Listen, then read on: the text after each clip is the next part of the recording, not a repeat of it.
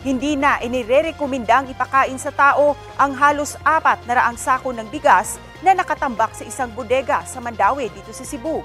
Batay sa inisyal na inspeksyon ng Agriculture Office at City Health Office, hindi na pwedeng kainin ang mga bukas na sako ng NFA rice, lalo na yung may pest infestation.